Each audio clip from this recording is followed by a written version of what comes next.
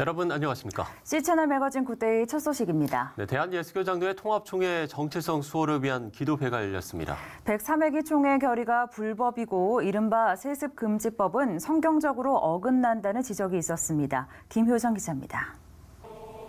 예장통합 정체성과 교회 수호 연대 주최로 열린 기도회와 2차 공개 세미나.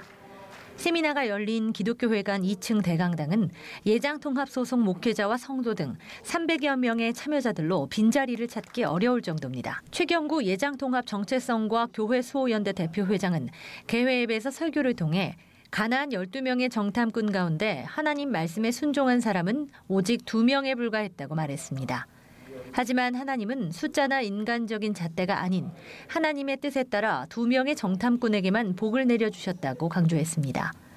최 목사는 인간적인 길을 따르지 말고 하나님 중심으로 모든 현안을 결정해야 한다고 덧붙였습니다. 그러니까 많은 사람들은 누굴 따라가느냐? 10명의 보고를 쫓아서 많은 사람들이 그쪽을 따라가게 되는 거고요. 그렇게 백성들에게 이제 혼돈이 생겼잖아요.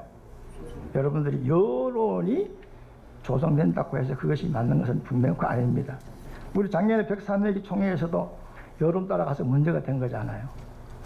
여러분 1000명 중에서 한 명이 하나님의 사람이 있으면 그 사람을 따라가야 살 길입니다. 믿습니까?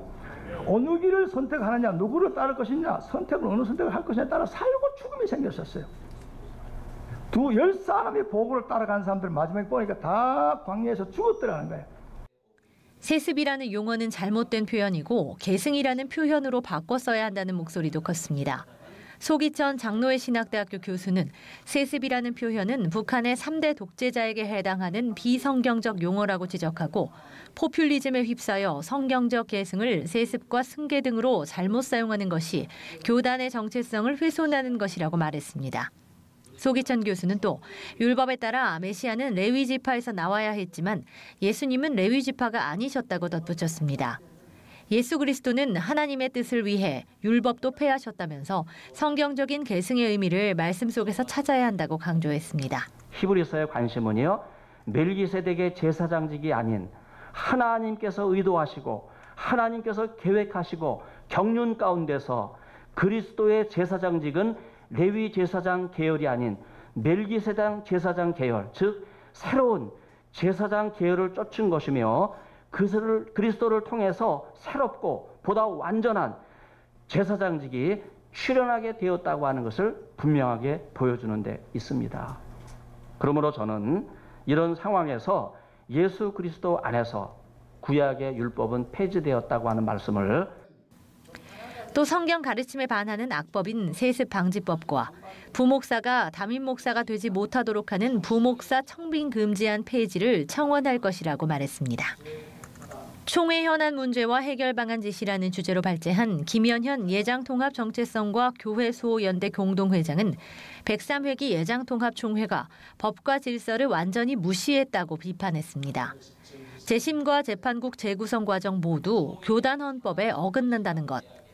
김 목사는 전문성이 없는 재판국원이 역할을 제대로 담당하지 못했다면서 전문화된 재판국원 공천이 절실하다고 말했습니다.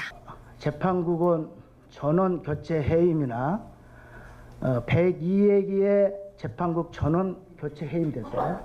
103회기에 재판국이 전원 해임됐어요. 이 이유는 뭐냐? 전문성 있는 재판국원이 없어서 그랬어요.